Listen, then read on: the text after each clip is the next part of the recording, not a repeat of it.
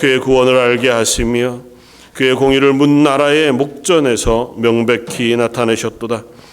그가 이스라엘의 집에 베푸신 인자와 성실을 기억함으로 땅끝까지 이르는 모든 것이 우리 하나님의 구원을 보았도다. 아멘. 하나님을 예배하며 찬양합니다.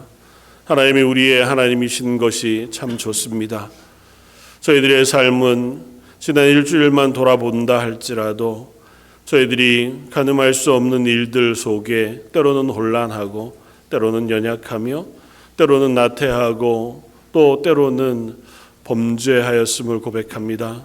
하오나 그런 저희들이라 할지라도 예수 그리스도의 보혈을 의지하여 하나님께 나아올 때에 저희 예배를 받으시고 저희를 씻으시며 새롭게 하시는 은혜를 베풀어 주시니 감사합니다. 이 예배의 자리에 나왔사오니 예배하는 모든 심령의 고백을 받아주시고 예배 가운데 성령의 충만한 것으로 임하여 주옵소서. 모든 말씀 예수님 이름으로 기도드립니다. 아멘. 전능하사 천지를 만드신 하나님 아버지를 내가 믿사오며 그 외아들 우리 주 예수 그리스도를 믿사오니 이는 성령으로 잉태하사 동정녀 마리아에게 나시고 본디오 빌라도에게 고난을 받으사 십자가에 못 박혀 죽으시고 장사한 지 사흘 만에 죽은 자 가운데서 다시 살아나시며 하늘에 오르사 전능하신 하나님 우편에 앉아 계시다가 저희로서 산 자와 죽은 자를 심판하러 오시리라.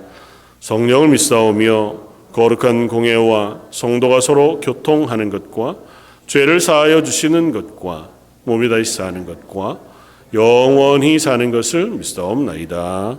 아멘. 찬송가 84장을 함께 찬양하시겠습니다.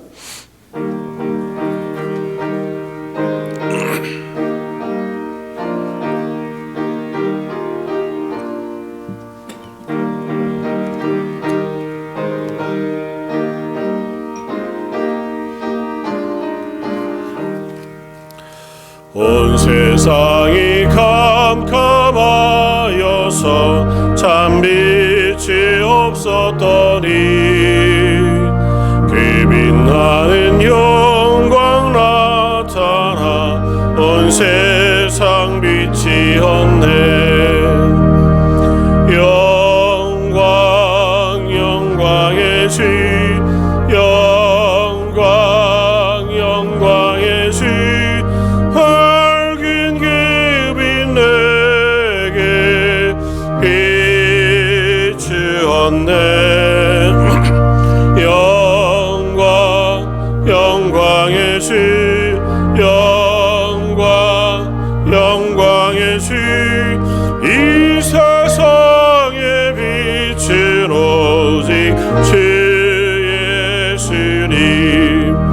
주 말씀을 믿는 사람은 이 마음이 시원하고 주 명령을 실행하는 자 그 길이 완하겠네. 영광 영광의 주 영광 영광의 주 밝은 그 빛 내게 비추었네. 영광 영광의 주 영광 영광의 주 이 세상에 빛은 오직 주 예수님. 죄 가운데 사는 사람은 그늘이 어두워도 기죄하길 수 있는 날에는 그늘이 밝아지네. 영광 영광의 주 영광 영광의 주 밝은 그 빛 내게 비추었네. 영광 영광의 주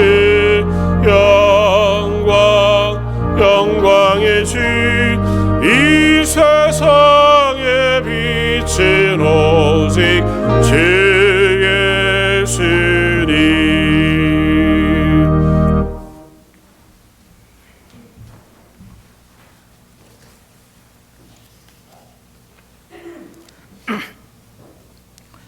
거룩하고 자비로우신 하나님 아버지, 언제나 우리들의 영원한 소망과 생명이 되신 주님께 이 시간 존귀와 영광과 감사를 드립니다.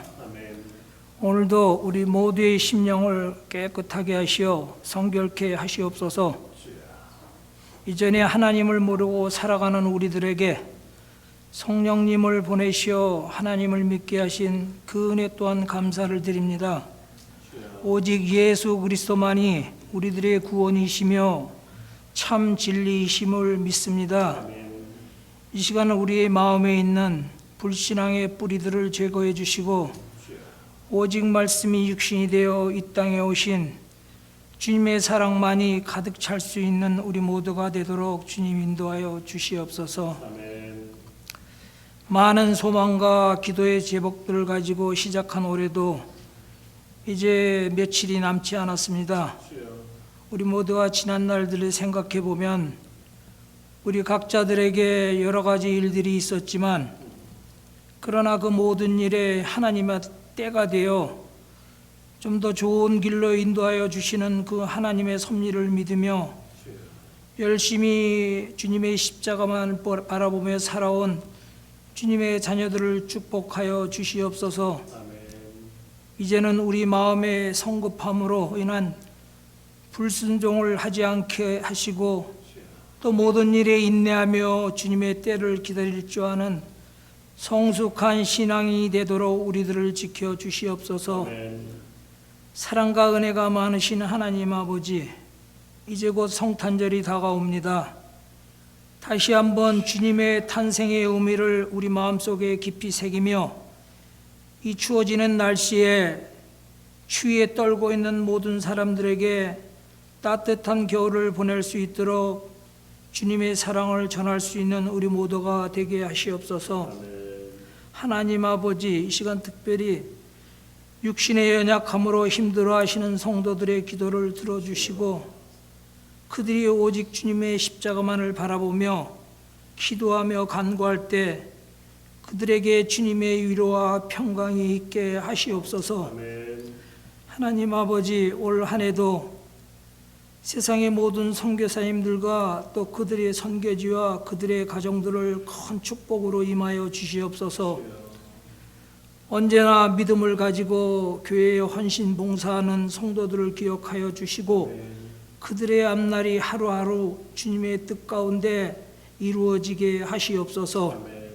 오늘도 말씀을 전하시는 목사님 주님 함께 하시고 그 전하시는 말씀을 통해서 다시 한번 주님의 사랑을 깨달을 수 있는 귀한 예배의 시간이 되기를 간절히 소원하며 이 모든 기도 우리 주 예수 그리스도의 이름으로 감사하며 기도드립니다. 아멘.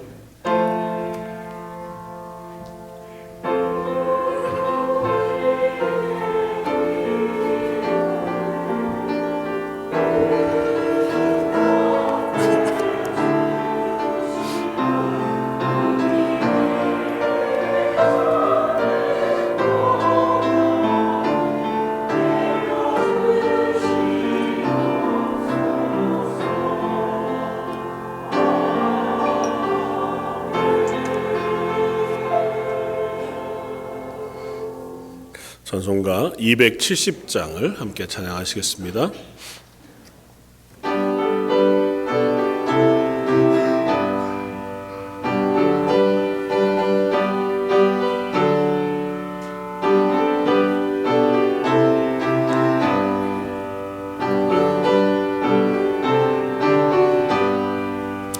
변찮는 주님의 사랑과 거룩한 보혈의 공로리 우리 다 찬양을 합시다. 주님을 만나볼 때까지 예수를 이르리 깨끗게 하신 임 주시니 이에 피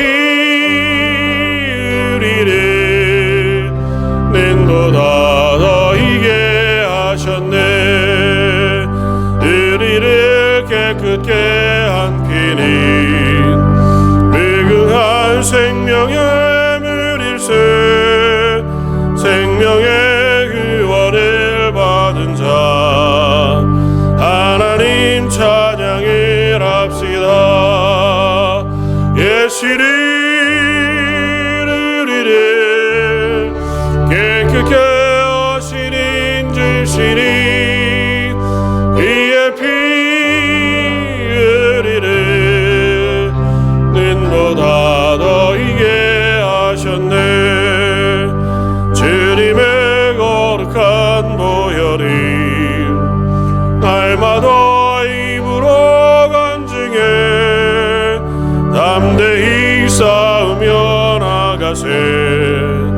천국에 들어갈 때까지 예수님 우리를 깨끗게 하신 인주시니 그의 피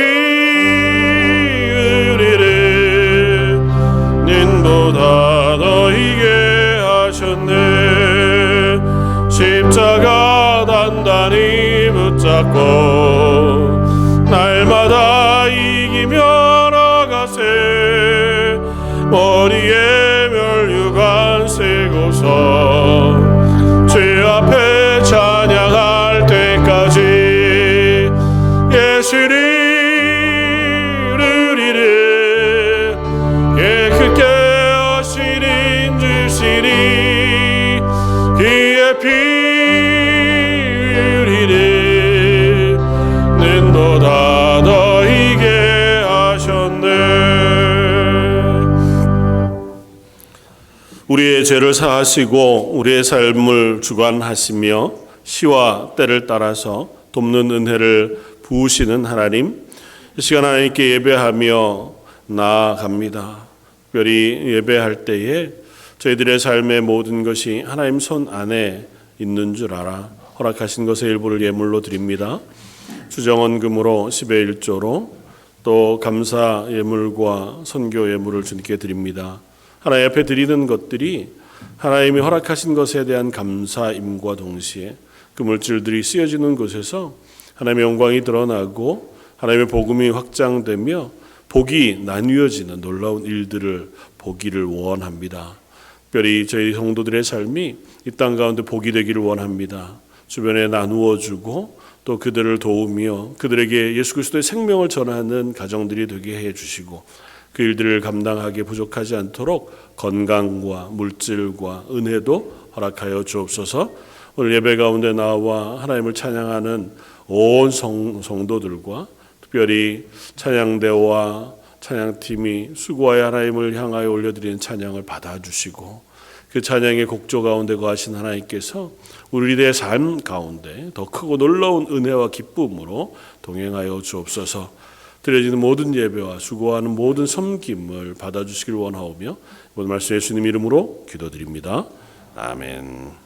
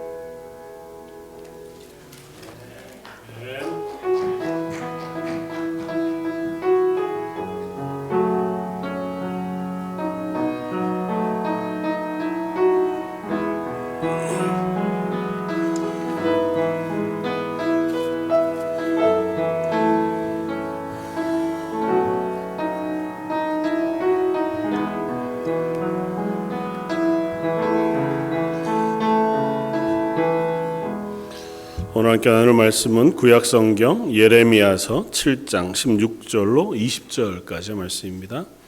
구약성경 1062쪽에 있는 말씀입니다.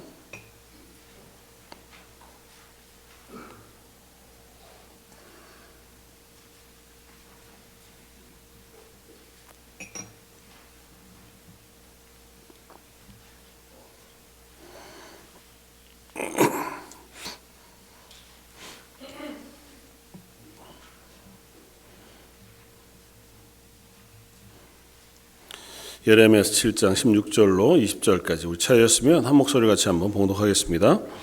그런즉 너는 이 백성을 위하여 기도하지 말라. 그들을 위하여 부르짖어 구하지 말라. 내게 간구하지 말라. 내가 내게서 듣지 아니하리라. 너는 그들이 유다 성읍들과 예루살렘 거리에서 행하는 일을 보지 못하느냐.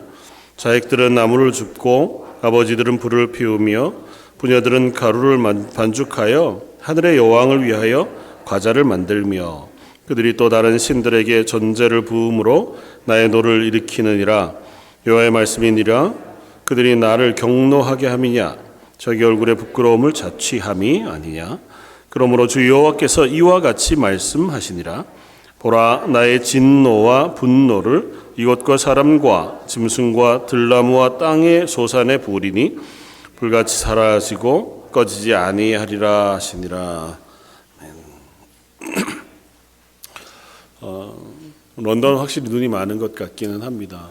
지난 일주일 동안 눈 때문에 고생들을 많이 하셨을 터인데요. 그래도 예배 자리에 함께 나오셔서 함께 예배하는 것 참 감사합니다. 우리 서로 한번 바라보면서 사랑합니다, 축복합니다 이렇게 한번 인사하면 좋겠습니다.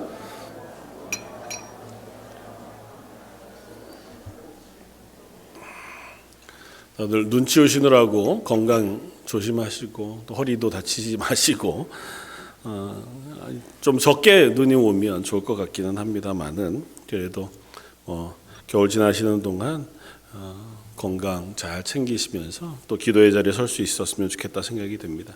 오늘은 예레미야 선지자의 말씀을 가지고 아직도 기회가 있습니다고 하는 제목으로 은혜를 나누고자 합니다. 예레미야 선지자의 오늘 본문 말씀뿐만 아니라 예레미야서는 내도록 대단히 혹독한 하나님의 경고 혹은 심판의 메시지가 선포되어집니다. 그럼에도 불구하고 메시지를 읽으면서 또 오늘 나누기를 원하는 고백은 기회가 아직은 있다고 하는 사실을 함께 나누었으면 좋겠습니다.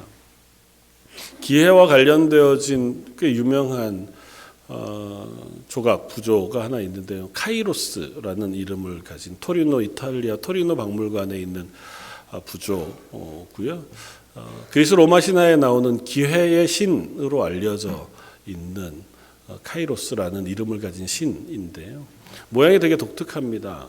들어보셨겠지만 앞에는 머리가 대단히 많고 대신 뒷머리는 대머리여서 하나도 없고 그리고 어깨하고 발 뒤꿈치 쪽에 날개가 달려서 대단히 빠르게 움직일 수 있는 그리고 손에는 한쪽엔 저울 한쪽에는 칼을 들고 있어서 누구라도 이 기회의 신을 잡으면 그가 그 기회를 획득할 사람인지 보고 그 기회를 줄 수 있는 그러나 지나치고 나면 결코 그 기회를 잡을 수 없는 것과 같이 빠르게 지나쳐 버리고 말고 뒤에서는 머리도 잡을 것이 없는 정도쯤으로 되어져 있는 모양을 하고 있다고 해요. 그래서 예수님 오시기 전 한 3세기 전 그리스 시인이었던 포세이티우스 하는 사람이 그 밑에다가 이제 시를 써 놓았는데 길지만 간략하게 보면 이렇게 돼 있다. 너는 누구냐? 나는 모든 것을 지배하는 시간이다. 머리카락은 왜 그렇게 앞머리에다 얼굴에다 다 그렇게 펼쳐 놓았느냐? 그것은 나를 만나는 사람마다 쉽게 나를 붙잡게 하기 위해서다. 그렇다면 왜 뒷머리는 하나도 없이 그렇게 대머리이냐? 그건 내가 지나가고 나면 다시는 나를 붙잡지 못하도록 하기 위해서다라고 그 밑에다가 써놓았습니다. 그러니까 이게 세상이 생각하는 기회예요. 그러니까 이 세상이 생각하는 기회는 준비되어진 자는 올 때 잡아서 기회를 획득하고, 준비되어지지 않은 사람은 올 때 기회인가 보다 그러고 나서 그때서 준비하고 나면 벌써 지나쳐 버리고 말아서 기회를 놓쳐버리고 마는 것이니까, 그러니 참 평소에 준비를 잘 해둬라 뭐 이런 것으로 이제 얘기가 끝이 나는 것이기는 합니다. 기회의 여신도 있대요. 기회의 여신은 로마 신화에 나오는 오카시오라고 하는 여신인데, 그게 아마 영어로 번역되면서 occasion, opportunity 이렇게 기회, 때 이런 단어로 번역되어지기도 한. 근데 모양은 똑같이 생긴 모양을 했다고 하더라고요. 그래서 그 단어 자체가 포트여가지고 밀물대에 배가 들어오기 적당한 때를 맞춰서, 요즘이야 밀물 썰물 상관없이 이제 배가 항구를 만들어 놓고 들어오지만 옛날에는 민물이 돼야 항구로 배가 딱 맞춰 들어올 수 있으니 그때를 잘 맞춰야 한다는 의미로 사용되어지기도 하는 단어가 되었다고 하더라고요. 다시 말하면 때를 맞춰야 된다, 뭐 이런 식의 얘기들을 하는 것이 이 세상의 때, 기회, 시간에 대한 평가입니다. 반대로 교회 다니면서 카이로스라고 하는 단어를 꽤 자주 들어보셨잖아요. 때, 그리고 그 카이로스라고 하는 것은 성경 안에서는 항상 갈라디아 4장 4절에 얘기하고 있는 것처럼 때가 참에, 그러니까 하나님의 때, 하나님이 정하신 때가 되면 예수 그리스도를 이 땅에 보내시기도 하시고, 또 온 세상을 심판하시는 그 때를 하나님께서 이루시기도 하셔서 하나님이 정해놓으신 그 때를 설명할 때 카이로스라고 하는 단어를 씁니다. 그래서 우리 인생 가운데에서도 그 하나님을 만나고 그 하나님 앞에 서는 그 때에 대한 고백을 우리가 할 필요가 있다고 하는 얘기를 할 때 이 카이로스라고 하는 단어를 쓰는데, 이 둘 사이에 좀 차이가 있는 것 같아 보입니다. 물론 하나님의 때라고 하는 것 역시 우리가 열처녀의 비유와 같이 그때를 준비한 자들만 그때를 온전히 맞을 수 있다고 하는 측면에서 기회라고 하는 것과 별반 다르지 않지만, 그러나 하나님의 때는 세상의 기회와는 좀 다른 측면이 있습니다. 세상은 그 기회는 지나가고 나면 끝이에요. 그 기회는 지나가고 나서 다시 그 기회를 획득할 방법은 없습니다. 그러나 하나님의 때는 무수한 경고와 말씀을 통해서 그 때를 준비하도록 하세요. 그리고 오래 참으심으로 그 때를 하나님께서 유예해 두세요. 그러면서 우리로 하여금 말씀하시면 돌아오너라. 아직도 때가 차기 전에, 아직도 때가 이르기 전에 그곳에서 돌이켜 나를 향하여 돌아오너라고 말씀하시는 하나님의 말씀으로 우리가 듣습니다. 예레미야 선지자는 그 중에서도 아주 특별한 사람으로 우리가 알 수 있습니다. 예레미야 선지자는 요시야라고 하는 왕이 왕 위에 오르고 나서 그가 종교개혁을 시작하던 때, 요시야 왕 13년, 요시야가 8살의 왕이 됩니다. 아버지 아몬은 겨우 6개월 만에 살해를 당하고, 할아버지인 므낫세가 40여 년 넘게 길게 왕 위에 있는데요. 이 므낫세가 아주 악한 왕이었습니다.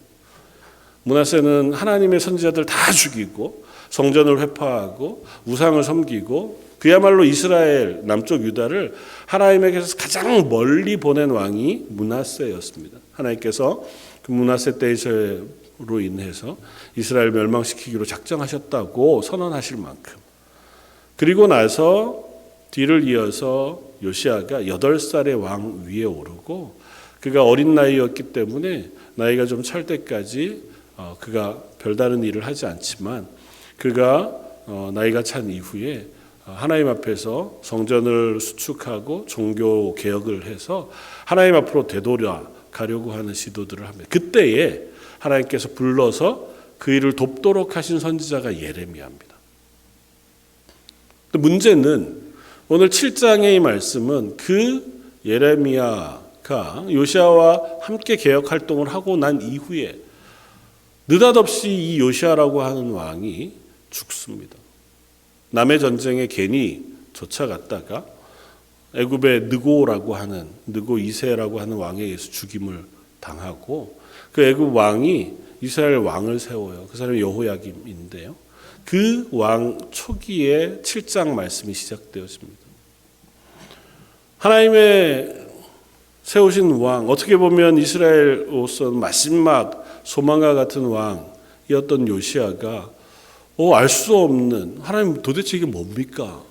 할 정도로 아주 갑작스럽게 죽임을 당하고 나서 여호야김이 왕 위에 오르고 그때부터 하나님은 이 예레미야로 하여금 하나님의 말씀을 선포케 하세요. 물론 그 이전에 요시아 때부터도 그랬지만 예레미야는 인생 계속 그의 모든 생애를 다 합쳐서 하나님의 말씀을 선포하는데 그 내용 전부가 거의 대부분이 경고와 멸망에 대한 예언이었습니다. 예레미야라고 하는 선지자의 별명이 눈물의 선지자인 것은 이스라엘이 회복이 불가능하다는 사실을 알고 하나님의 말씀을 선포했기 때문이에요.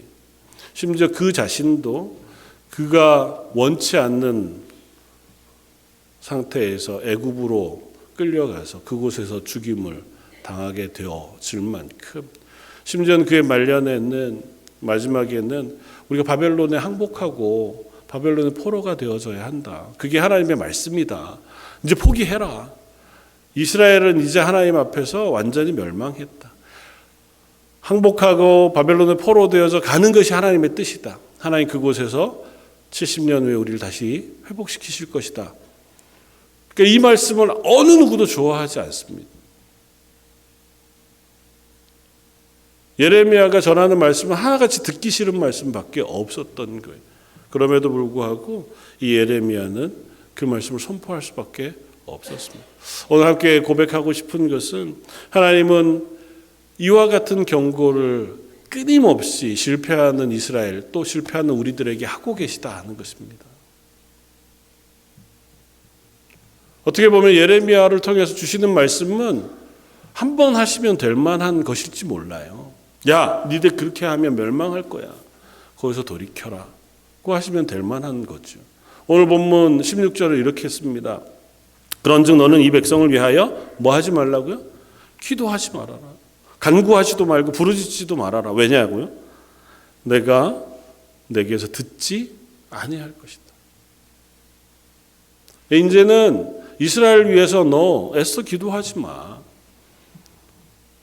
아무리 애써서 이스라엘 위해서 기도한다 할지라도 난 그 기도를 듣지 않을 거야 라고 하나님 말씀하세요. 근데 이 말씀이 예레미야 개인에게 하시는 말씀이 아니에요.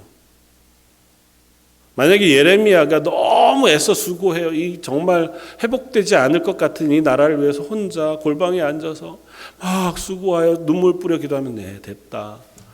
너 네 마음은 알지만 이제 그만해도 된다. 그렇게 말씀하시는 게 아니에요.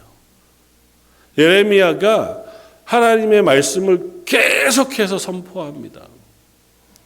조금 뒤에 나오는 말씀이지만 예레미야 25장 3절에는 이렇게 했습니다. 유다왕 아몬의 아들 요시아왕 13째 해 때부터 오늘까지 23년 동안 여호와의 말씀이 내게 임하기로 내가 너희에게 꾸준히 일렀으나 너희가 순종하지 아니하였느니라. 7장 1절은 이렇게 씁니다. 여호와께서 예레미야에게 말씀이 임하니라 이르시되 너는 여호와의 집 문에 서서 이 말을 선포하여 이르기를 여호와께 예배하러 이 문에 들어가는 유대 사람들아 여호와의 말씀을 들으라.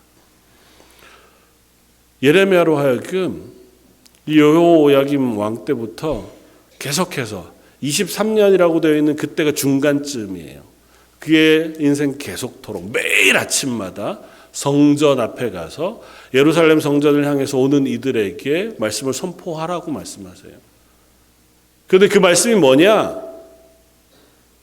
이제는 이 나라가 소망이 없다. 하나님이 나더러 이 나라를 위하여 이젠 기도하지도 말라고 하신다.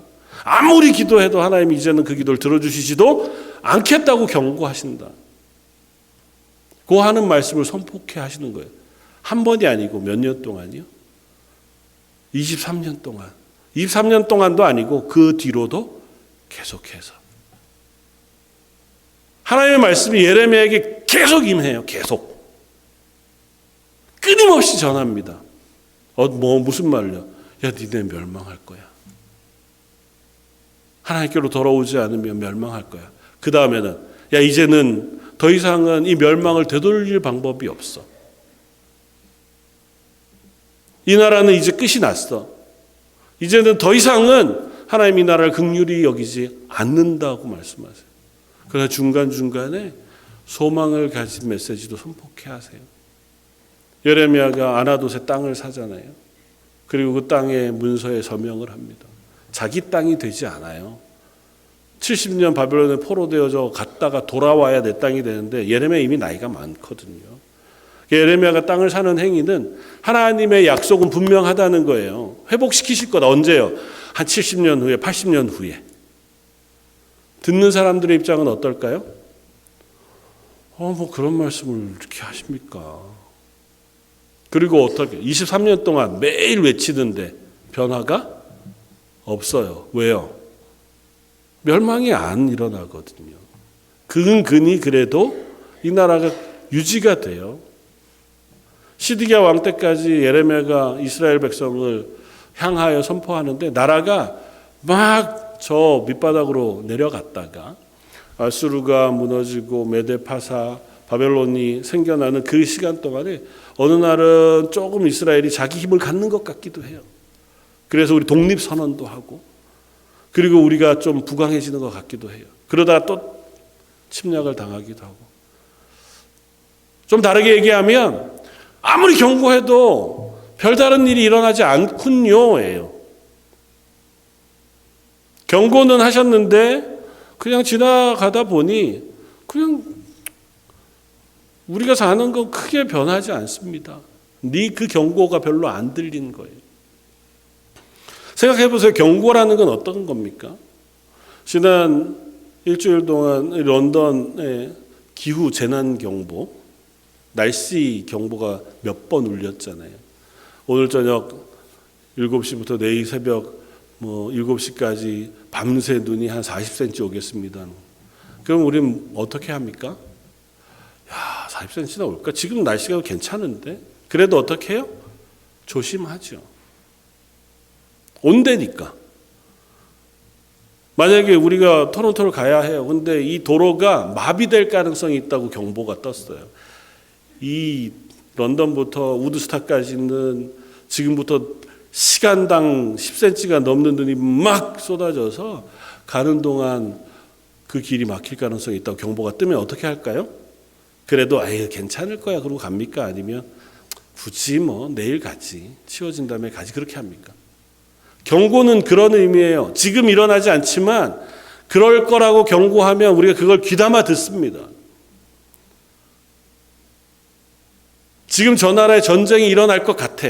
그러니까 그 나라로 향하는 비행기 편을 다 캔슬하고 그 나라로 여행 가기로 했던 사람들은 가능하면 여행을 자제해 주기 바랍니다. 라고 하는 경보가 떠요. 아직 전쟁이 안 났는데 난 괜찮을 거야. 전쟁 나도 나는 안전할 거야. 그래서 나는 거기에 여행 갈 거야. 그런 사람 있나요? 거의 대부분은 안타깝기는 하지만 다음에 기회를 좀 봐야겠다고 생각하죠. 경고는 그런 겁니다. 하나님이 예레미야를 통해서 경고하세요. 니네가 이렇게 살다가는 이 나라가 멸망할 거고 하나님의 진노가 임할 거야. 하나님 너희를 더 이상은 봐주시지 않을 거야. 그랬는데 어떻게 했다고요? 그들이 듣지 않았다고요.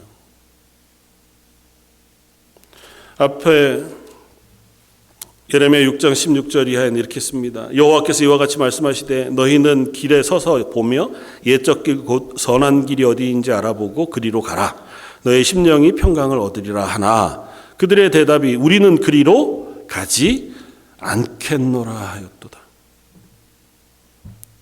내가 또 너희 위에 파수꾼을 세웠으니 나팔 소리를 들으라 하나 그들이 대답이 우리는 듣지 않겠노라. 파수꾼이 뭐 하는 사람입니까? 경고하는 사람이에요. 성벽의 가장 높은 곳에 서서 저쪽에 적군이 오면 성 안에 있는 사람들을 깨워서 전쟁을 준비하도록 파수꾼이 나팔을 불게 해요. 그 파수꾼이 누굽니까? 에레미야예요. 선지자들입니다. 나팔을 부는데도 불구하고 야, 잠자는데 웬 나팔 소리를 저렇게 부느라고, 시끄러워 죽겠네 그러고 그냥 잔다는 거잖아요. 그 경고를 듣지 않습니다. 하나님의 말씀이 하루 이틀이 아니고 선지자를 통해서 계속해서 선포돼요. 그런데도 불구하고 이스라엘 백성이 듣지 않았습니다. 저 여러분들은 어떻습니까? 우리들을 향해서도 하나님이 여전히 하나님의 말씀을 통하여 경고하십니다. 하나님의 때가 가까웠다. 저희가 요즘 요한계시록 말씀을 묵상하는데요, 그 말씀은 분명합니다. 하나님의 때가 반드시 임한다. 이스라엘을 향하여 하나님의 심판의 재앙이 쏟아진 그 심판은 반드시 끝이 날 것이다. 지금 세상이 득세하고 하나님이 마치 하나님의 성도들을 보호하지 않는 것 같아 보이는 상황이 반복된다 할지라도 그 심판에는 반드시 끝이 있다. 근데 어떻게 생각합니까?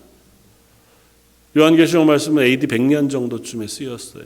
그때로부터 지금 한 2000년 정도가 지났습니다. 내가 태어나서부터 죽을 때까지 들은 얘기가 같은 얘기. 우리 아버지도 들었고 할아버지도 들었고 나보다 1000년 전 중세시대 초대교회 분들도 들었고 똑같은 설교를 지금까지 반복하는데 여전히 어때요?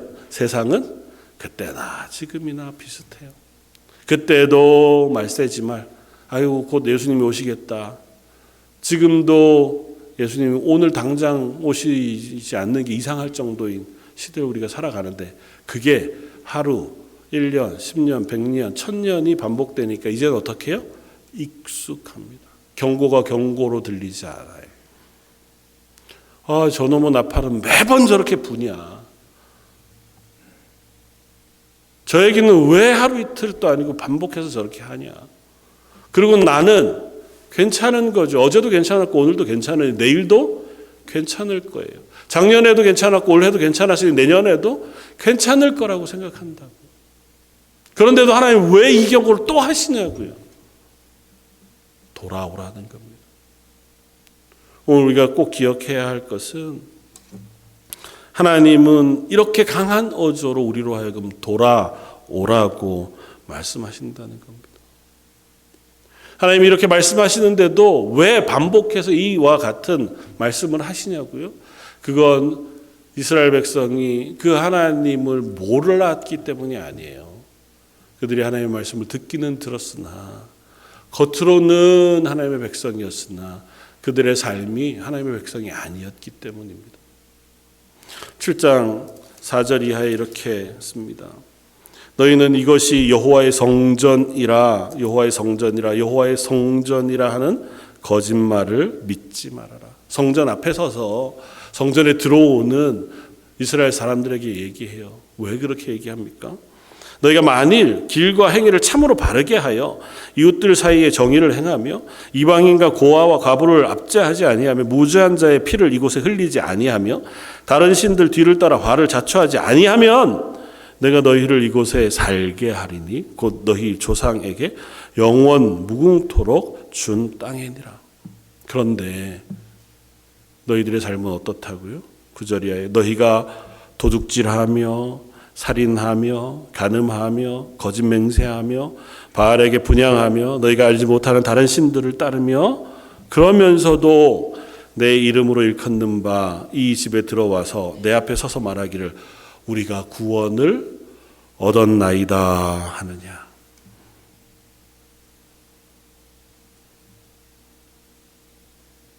주일마다 교회에 와서 예배를 드립니다.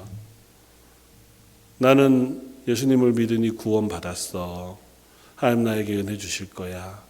하나님 나는 복 주실 거야. 라고 고백합니다. 그러나 우리의 삶은 하나님이 없는 삶을 만약에 살아간다면 내가 말하고 행동하는 일주일의 삶은 단 한 번도 하나님의 말씀과 상관없이 이 세상에서 내가 원하는 방식과 내가 원하는 결정대로 내 탐욕을 따라 살아가는 삶을 살아간다면 이 주일날 1시간 앉아서 하나님을 예배하는 예배 시간이 과연 하나님 앞에 진실한 것이겠냐고 묻는 겁니다. 우린 사실은 연약한 존재예요. 일주일 내도록 하나님 앞에 신실하게 살아낼 힘이 없습니다.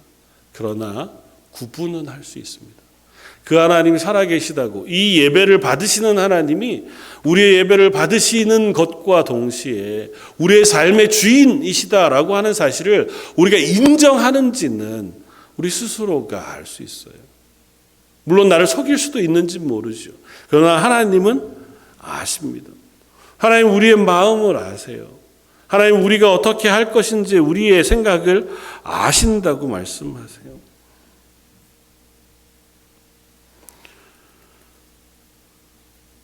(7장 9절) 이하에 이 가증한 일들을 다 행하해 놓고 내 이름으로 일컬음을 받은 이 집이 너희 눈에 도둑의 소굴로 보이느냐고 경고하십니다.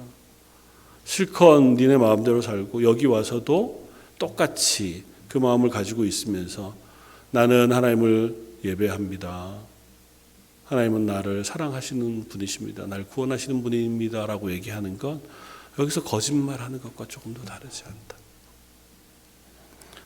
나 곧 내가 그것을 보았노라 여호와의 말씀이니라. 하나님은 속지 않으십니다.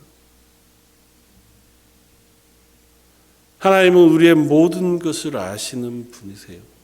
내 마음을 아시고 내 생각을 아십니다. 내가 살아가는 일주일을 아시는 하나님이세요. 오래 참으시는 하나님이시지만 속으시는 하나님은 아니세요. 우리가 돌이키기를 기대하시면서 기다리시기는 하시지만 그렇다고 해서 내가 거짓으로 하나님 앞에 서는 것을 속지는 않으세요. 예레미야 시대 때 많은 백성들이 요시야 때 종교개혁을 했잖아요. 그러니까 이스라엘 백성들이 하나님 앞에 제사하러 나왔습니다. 절기 때가 되면 제물을 들고 나왔어요. 요시야 때 드렸던 유월절 제사가 역사 이래 그만한 제사가 없다 그럴 정도로 완전하게 하나님 앞에 드리는 제사였습니다. 그런데 그 뒤에 몇 년 지났다고 이스라엘 백성이 하나님을 향하여 드리는 제사가 사라졌을 리 없고 하나님 앞에 예배하는 것이 사라졌을 리 없죠.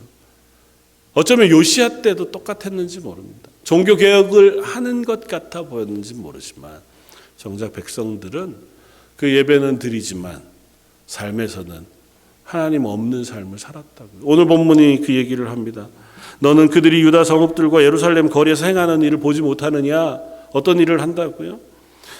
자식들은 나무를 줍고 아버지들은 불을 피우며 부녀들은 가루를 반죽하여 하늘의 여왕을 위하여 과자를 만들며 그들이 또 다른 신들에게 전제를 부음으로 나의 노를 일으키노라. 여호와의 말씀이노라. 그들이 나를 경노하게 함이냐 자기 얼굴에 부끄러움을 자취함이 아니냐. 그것 때문에 하나님을 분노케 하려는 것이 아니고 하나님을 분노케 하는 것을 끝나지 않고 자기 스스로 부끄러움을 자기 얼굴에 씌운다는 겁니다. 좀 우리식 표현으로 바꿔서 얘기하면 이런 거예요. 내가 이렇게까지 하는데도 하나님 나를 용서하실 거죠?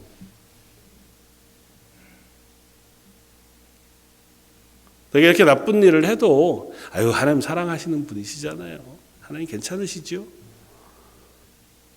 내 얼굴에다가 하나님 믿지 아니한 증거들을 온전히 다 드러내면서도 괜찮죠? 라고 얘기하는 것과 조금 더 다르지 않다고요. 왜요? 괜찮았으니까요. 어제도 괜찮았고 오늘도 괜찮았으니까요. 내일도 괜찮을 거라고 생각한다는 거죠. 하나님 이 경고를 한두 번 하시지 않으세요? 이 정도 되면 우리 같으면 어때요? 경고를 한 번, 3번 내가 얘기한다. 올해 돌이켜라. 연말이 되면 내년 한 번 더 해줄게. 많이 참았다. 내년이 마지막이야. 정도쯤이면 대단하죠. 베드로가 얘기하잖아요. 7번 정도쯤이면 괜찮겠습니까? 우리가 할 수 있는 최선.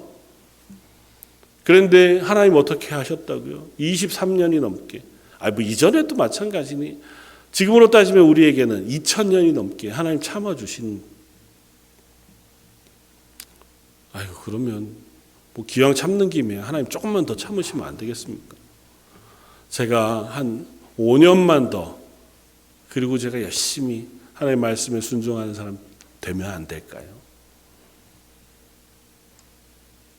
하나님 어쩌면 참으실지 모르죠. 그러나 경고에는 이유가 있습니다. 경고는 경고예요. 들으면 돌아오라는 겁니다. 오늘 함께 고백하고 싶은 고백은, 하나님은 용서하시는 하나님이세요. 그러나 그 강력한 분노의 경고를 듣거든 빨리 회개하는 것이 마땅하다는 것입니다. 강력하게 경고한다는 얘기는 빨리 돌아오라고 하는 강력한 부르심과 다르지 않아요. 강도를 높여가면서 말씀하시는 것은 이제 때가 되어 간다는 거예요. 우리는 끝을 봐야죠. 하나님이 진노가 저쯤부터 임하면 이제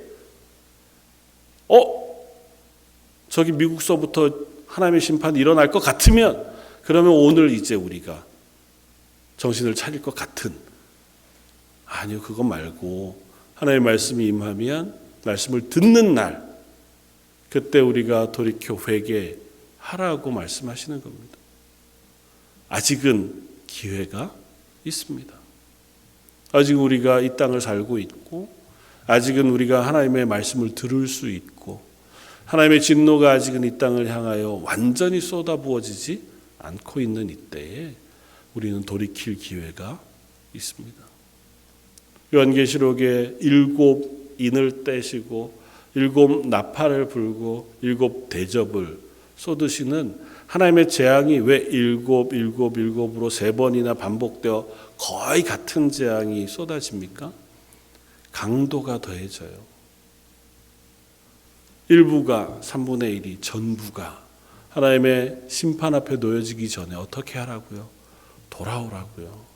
그런 일들이 있거든 제발 하나님의 말씀을 귀담아 들으라고요. 우리가 그런 존재인지 아시는 거예요. 하나님이 아무리 강력하게 얘기하셔도 우리는 그 말씀을 듣지 않는 존재인 줄 아시는 거예요. 그래서 하나님 우리를 향하여 또 말씀하십니다. 오늘 본문 22절 23절에 이렇게 했습니다.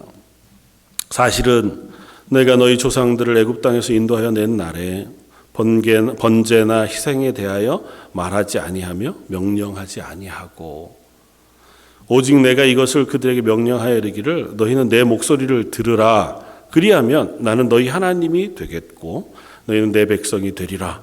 너희는 내가 명령한 모든 길로 걸어가라. 그리하면 복을 받으리라.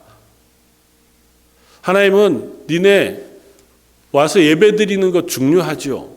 그러나 희생제물 뭘로 드리고 어떤 절기를 지키라고 하는 것보다 더 먼저 너희들에게 요구한 것이 있다. 그게 뭐라고요? 하나님의 말씀을 들으라는 겁니다. 그리고 그 말씀에 순종하라는 거예요. 이스라엘의 초대 왕이었던 사울에게 하나님 말씀하시잖아요. 순종이 제사보다 낫고 천천의 수량이나 만만의 기름보다 하나님 말 순종하는 것이 낫다고 말씀하신다고요. 우리의 겉이 앉아있는 것보다 더 중요한 것은 우리의 마음이 하나님이 살아계시고 하나님이 우리에게 말씀하시는 것을 기억하고 듣는 것이 중요하다고요. 하나님 우리에게 말씀하세요. 우리는 사실은 하나님 말씀을 듣는다고 돌이킬 만한 실력이 있는 사람들이 아니에요. 하나님 경고하시면 경고인 줄 깨달아 알 수 있는 지혜가 있는 사람들도 사실은 아닙니다. 예레미야라고 하는 선지자를 통해서 예레미야서 얼마나 깁니까? 이 긴 말씀 내도록 이스라엘에게 말씀하세요. 그가 죽음의 위협 속에서도 매맞는 속에서도 하루도 쉬지 않고 내가 매일같이 일찍 나아가 하나님의 말씀을 전하지 않을 수 없었다고 스스로 고백합니다. 그래도 그들이 듣지 않았다고 씁니다. 무슨 힘이 있어서 나갔겠습니까? 예레미야가 대단히 뛰어난 선지자여서 그럴 수 있죠. 그렇기는 하지만 예레미야 선지자가 고백하잖아요. 내 마음에 불 붙는 것 같아서 하나님의 말씀이 내 속에 임하는데 그걸 전하지 않고는 버틸 수가 없어서 어쩔 수 없이 내가 나갔노라고요. 매일 새벽마다 그가 성전을 향해 나아갑니다.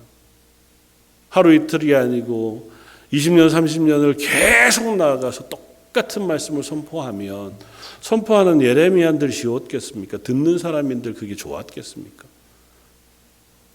그럼에도 불구하고 하나님은 예레미야에게 그 일을 맡기세요. 예레미야에게만 맡기신 게 아니고 에스겔에게도 맡기셨고 이사야에게도 맡기셨습니다. 그 선지자를 통하여 끊임없이 경고하게 하셨어요. 이유는 단 하나입니다. 돌아오너라는 거예요. 뭘 그렇게까지 하실까요? 다 쓸어버리고 새로운 백성을 삼으시면 되잖아요. 모세에게 말씀하셨던 것처럼 내가 이 백성을 몰수히 죽이고 너로 새 민족을 삼겠다고 말씀하시고 새 민족을 삼으시면 되잖아요. 뭐 이스라엘이 뭘 대단한 민족이라고요? 이스라엘이 대단해서가 아니고 우리예요. 그게 하나님이 구원하실 우리가 그런 거예요. 하나님이 아무리 해도 듣지 않는 우리예요. 그럼에도 불구하고 우리를 포기하지 않으시는 하나님이신 거예요. 또 말씀하시고 또 말씀하신 거예요. 하나님이 왜 초대교회 때 내가 오는 것을 너희가 볼 사람도 있을 것이라고 말씀하신 것처럼 당장 예수님이 재림하실 것 같은데 2000년이 지나도록 안 오실까요? 기다리시는 거예요. 그 말씀을 계속해서 하시면서 하나님의 구원받을 사람의 숫자를 채우시기를 원하시는 거예요. 하나님 그 수가 다 찰 때까지 기다리시는 거예요. 온 세상 모든 민족이 하나님을 알고 하나님을 예배하고 하나님을 구원 앞에 서기를 기다리시는 거예요. 우리 착각합니다. 에이, 하나님이 아직은 때가 안 됐나 보다. 말씀은 되게 세게 하시지만 괜찮은가 보다. 하나님의 말씀이 선포되면 그 말씀을 듣는 것이 복된 줄 압니다. 하나님 용서하시는 하나님이시잖아요. 돌이켜 가기만 하면 아직도 거리가 먼데 아버지는 그 아들이 돌아오는 걸 보고 맨발로 달려가 그 아들을 끌어안고 입 맞추고 그 손에 가락지를 끼우고 옷을 입히시는 분이 하나님이시라고요. 뭘 잘했다고가 아니에요. 그냥 돌아오면 그 자리에서 돌이킨다고 우리가 죄를 완전히 버릴 수 있느냐? 그렇지 않습니다. 하나님 앞에 회개한다고 그 다음부터는 우리가 선한 사람이 되냐? 그렇지 않아요. 그럼에도 불구하고 돌이키라고요. 돌이킨다는 의미는 적어도 한 가지는 분명합니다. 하나님의 말씀이 내 귀에 들렸다고 인정하는 거예요. 그 하나님의 말씀이 내게 무겁게 들어왔다고 고백하는 겁니다. 하나님의 경고가 내게 경고로 들렸다라고 고백하는 거예요. 하나님의 말씀이 들렸음에도 그냥 빠져나간 게 아니고 하나님의 말씀이 들렸기에 그 말씀에 내가 반응한 거라고요. 반응이 완전할 거다 그런 얘기를 하는 게 아니고 완전해야 한다고 하는 얘기도 아닙니다. 반응하라는 거예요. 반응하라. 히브리서 4장 9절 이하에 우리는 이 말씀을 잘 압니다. 그런즉 안식할 때가 하나님의 백성에게 남아 있도다. 이미 그의 안식에 들어간 자는 하나님이 자기 일을 쉬심과 같이 그도 자기 일을 쉬느니라. 그러므로 아직 안식에 들어가지 못한 우리가 저 안식에 들어가기를 힘쓸지니 이는 누구든지 저 순종하지 아니하는 본에 빠지지 않게 하려 함이라. 순종하지 아니함으로 하나님의 말씀을 귀담아 듣지 아니함으로 영원한 안식에 들어가지 못하고 영원한 형벌과 저주에 들어가는 그 자리에 빠지지 않게 함이라. 하나님의 말씀은 살아있고 활력이 있어 저 외에 날선 어떤 검보다 예리하여 혼과 영과 및 관절과 골수를 찔러 쪼개기까지 하며 또 마음, 생각과 뜻을 판단하나니 지으신 것이 하나도 그 앞에 나타나지 않음이 없고 우리의 결산을 받으실 이의 눈 앞에 만물이 벌거벗은 것 같이 드러나느니라. 하나님의 말씀이 우리를 드러냅니다. 하나님의 말씀 앞에 설 때 비로소 우리는 하나님으로 향하여 돌이킬 수 있는 힘을 얻습니다. 내가 얼마나 연약한 존재인지 알게 되고 하나님 앞에 얼마나 내가 용서받을 수 없는 죄인인지 깨닫게 될 때에 비로소 하나님의 도우심을 구하는 자리에 섭니다. 어렴풋이 알죠. 난 죄인입니다. 우리 입에 달고 살잖아요. 그러나 우리의 입술의 고백에 나는 죄인입니다. 지난 일주일 동안 내가 지은 죄를 용서해 주십시오가 때로는 너무 익숙한 기도일 때가 많아요. 자주 고백하지만 알고도 지은 죄 모르고도 지은 죄 다 용서해 주십시오로 퉁 치고 끝나려고 하는 거죠. 내가 죄를 지을 때는 그것에 대하여 감각이 없다가 주일날 와서 하나님 지난 일주일 동안 제가 알고도 지은 죄 모르고도 지은 죄 다 용서해 주십시오 기도 한번 하면 말짱이 끝. 그 다시 내일부터는 또 내 마음대로 살아가는. 그게 아니고 그 말씀이 나를 드러내면 내가 하나님의 용서를 받을 만한 자격이 하나도 없구나. 내가 지난 일주일간 산 삶이 하나님의 은혜가 없이는 도무지 하나님 앞에 설 자격이 없는구나 라고 하는 게 깨끗이 드러나야 그래서 우리는 하나님 앞에 설 수 있습니다. 그리고 이어지는 말씀을 우리가 기억해야 돼요. 그리고 이렇게 말씀이 연결이 됩니다. 히브리서 4장 14절. 그러므로 우리의 큰 대제사장이 계시니 승천하시니 곧 하나님의 아들 예수시라. 우리가 믿는 도리를 굳게 잡을지어다. 우리에게 있는 대제사장은 우리의 연약함을 동정하지 못하실 리가 아니요 모든 일에 우리와 똑같이 시험을 받으시니로되 죄는 없으시니라. 우리를 도우실 분이 있다고요. 예수님. 그분은 우리를 동정하실 수 있는 분이라고요. 우리의 약함도 아시고 우리의 죄짓고 어리석은 것도 아시다고요. 우리가 이 땅에 당하는 숱한 실패도 아신다고요. 배반당하시기도 하고 배고프시기도 하고 매맞기시도 하시고 그 죄를 지시고 십자가에 달려 죽으시기도 하신 그분이 우리와 함께 기도하시기를 원하시고 우리와 함께 우리가 되돌아서 하나님께로 향하는 그 길에 동행하시기를 원하신다고요. 그래서 말씀이 이렇게 끝이 납니다. 그러므로 우리는 긍휼하심을 받고 때를 따라 돕는 은혜를 얻기 위하여 은혜의 보좌 앞에 담대히 나아갈 것이니라. 사랑하는 성도 여러분, 저와 여러분들의 일주일이 하나님의 은혜의 보좌 앞에 담대히 나아가는 일주일이었으면 좋겠습니다. 하나님, 제가 참 하나님의 은혜 가운데 있었지만 그것 모르고 살았습니다. 하나님 저를 용서해 주십시오. 제가 어리석고 연약한 그 모든 것들을 내려놓습니다. 예수님의 보혈의 피로 씻으시고 저를 돌이켜